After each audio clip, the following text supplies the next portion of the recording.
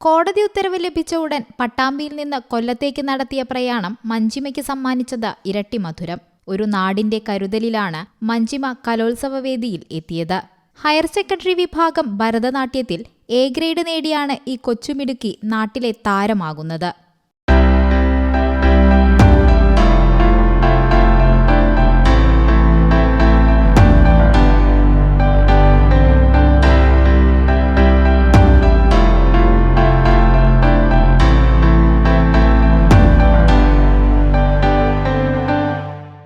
കോടതി ഉത്തരവ് ലഭിക്കുന്നത് രാത്രി 12 മണിക്ക്.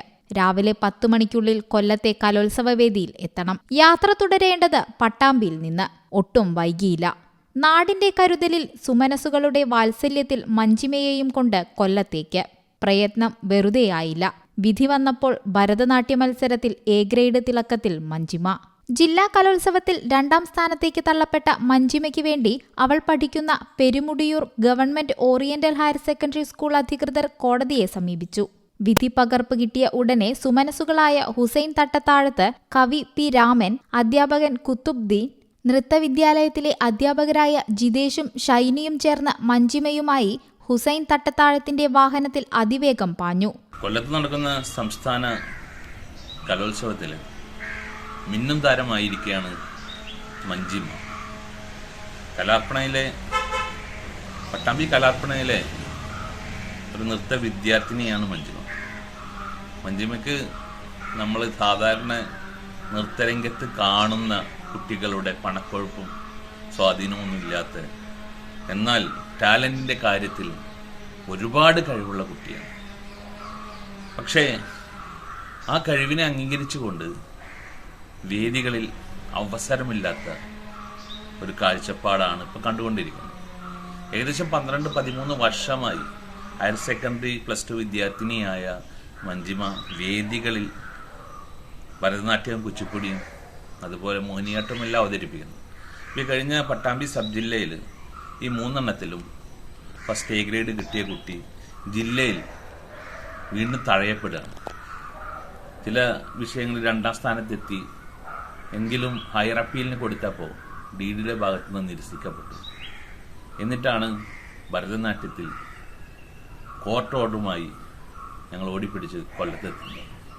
അവിടെ ചെന്നിട്ട് മഞ്ജിമ മത്സരത്തിന് കയറിയപ്പറ്റ് തുടങ്ങി ആ ഒരു 10 മിനിറ്റ് ഓഡിയൻസിനെ എല്ലാം തന്നെ ഞെട്ടിക്കുന്ന തരത്തിലുള്ള പ്രകടനം കാഴ്ചവെച്ചു.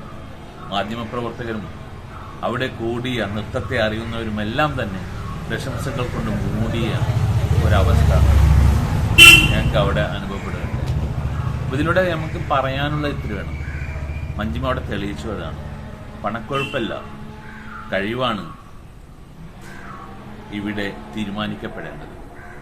അല്ലാതെ എന്നും സ്ഥിരമായി ചില ആളുകളുടെ കുട്ടികൾക്ക് മാത്രം സമ്മാനം ലഭിക്കുന്ന ഒരു മത്സരമായി ഒരിക്കലും കലോത്സവങ്ങൾ മാറരുത്. അത് കഴിവുള്ളവന്റെ വളർച്ചയുടേതാകണമെന്നാണ് ഞങ്ങൾക്ക് പറയാനുള്ളത്. ജില്ലാ കലോത്സവത്തിൽ 1ാം സ്ഥാനം നേടിയ വിദ്യാർത്ഥിയെ പിന്തള്ളി അപ്പീലിലൂടെ എത്തി എ ഗ്രേഡ് നേടിയ ആഹ്ലാദത്തിലാണ് ഈ കൊച്ചുമിടുക്കി. ഞാൻ 2ാം ക്ലാസ് മുതലാണ് ഡാൻസ് പഠിക്കാൻ തുടങ്ങിയത്. ചേച്ചിയാണ് എൻ്റെ 9 ചേച്ചിയാണ് ഇങ്ങനെ ഒരു ഡാൻസ് ക്ലാസ് ഉണ്ട്, അപ്പോൾ നമുക്ക് പോവല്ലേ എന്ന് പറഞ്ഞിട്ട് എന്നെ കൊണ്ടുപോയത് ചേച്ചിയാണ്. പിന്നെ ചേച്ചി ഇന്ന് വരെ എന്നെ നന്നായിട്ട് ഫിനാൻഷ്യലായിട്ട് എല്ലാത്തിനും നന്നായിട്ട് സപ്പോർട്ട് ചെയ്തിട്ടുണ്ട്. പിന്നെ ഞാൻ ഇത്രയും വരെ എത്തിയത് എൻ്റെ ടീച്ചറേയും മാഷിൻ്റെയും സപ്പോർട്ടും എല്ലാം കൊണ്ടുമാണ്. അവർ ഇന്ന് വരെ എന്നെ കൈവിട്ടിട്ടില്ല.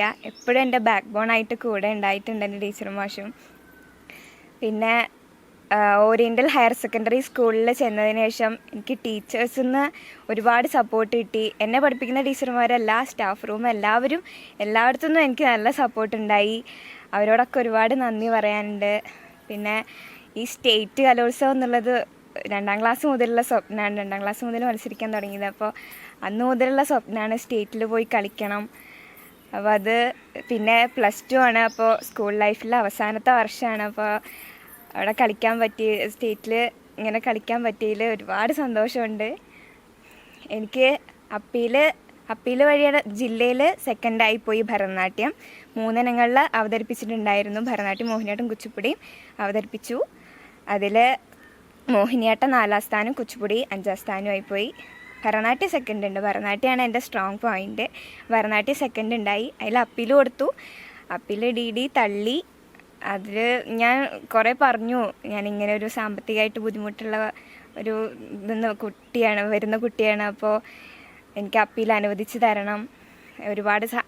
ഒരുപാട് പേരുടെ സഹായം കൊണ്ടാണ് ഞാൻ ഇത്രയും ഒരു നിലയിലെത്തിയത്. അപ്പോൾ ഇനി കോർട്ട് വഴി പോകാനുള്ള പൈസയൊന്നും ഇല്ല, അപ്പോൾ അപ്പീൽ അനുവദിച്ച് തരണമെന്ന് ഞാൻ പറഞ്ഞിട്ടുണ്ടായിരുന്നു. പക്ഷേ DD അത് തള്ളി.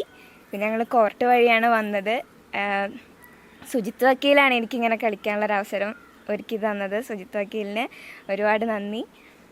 പിന്നെ എൻ്റെ സ്കൂളിൽ ഞാൻ പറഞ്ഞല്ലോ, സ്കൂളിൽ ഒരുപാട് ടീച്ചേഴ്സ് എന്നെ നന്നായിട്ട് സപ്പോർട്ട് ചെയ്യുന്നുണ്ട്. പ്രത്യേകിച്ച് രാമൻ മാഷ്, പിന്നെ കുത്തുബുദ്ദീൻ സാറ്, ഉണ്ണികൃഷ്ണൻ മാഷ്, മനീഷ ടീച്ചർ, അങ്ങനെ ഒരുപാട് പേരുണ്ട്.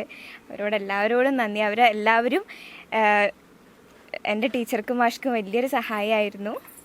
പിന്നെ അരങ്ങേറ്റം മുതൽ എന്നെ മേക്കപ്പ് ചെയ്ത് അണിയിച്ചൊരുക്കിയിരുന്നത് എൻ്റെ അനീഷേട്ടനാണ്. എല്ലാ പ്രൊഫഷണൽ വേദികളിലും എന്നെ അണിയിച്ചൊരുക്കുന്നത് അനീഷേട്ടനായിരുന്നു.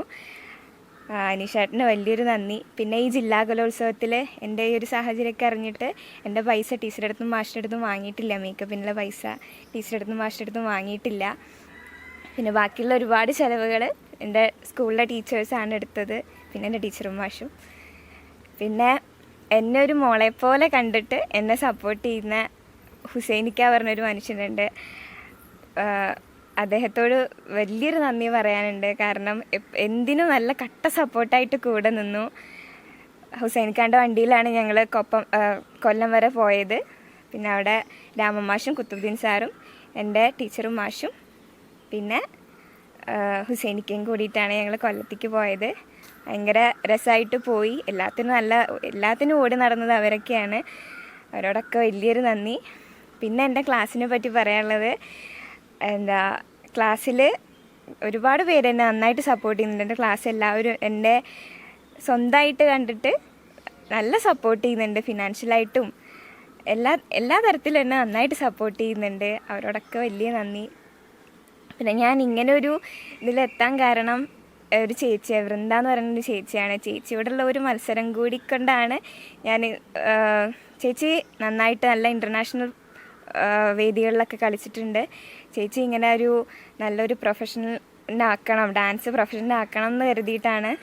അപ്പോൾ ചേച്ചി നന്നായിട്ട് കളിക്കും. അപ്പോൾ ചേച്ചീനെ മറികടക്കണം, അല്ലെങ്കിൽ ചേച്ചിയുടെ ഒപ്പത്തിനൊപ്പം കളിക്കണം എന്നുള്ള ഒരു വാശിയും കൂടെ കൊണ്ടാണ് ഞാൻ ഇങ്ങനെ ഇത്രയും ഉയരത്തിലെത്തിയത്. ചേച്ചിയുടെ ഒരു വലിയ നന്ദി പറയാനുണ്ട്.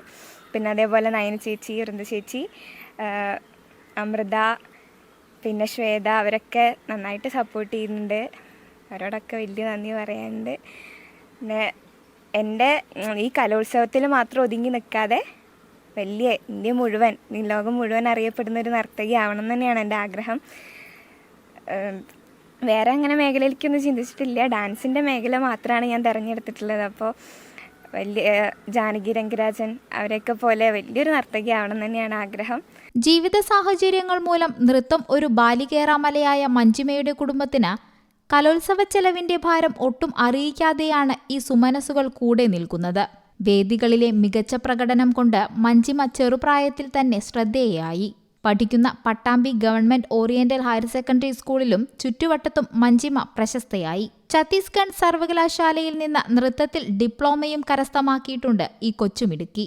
News desk U talk.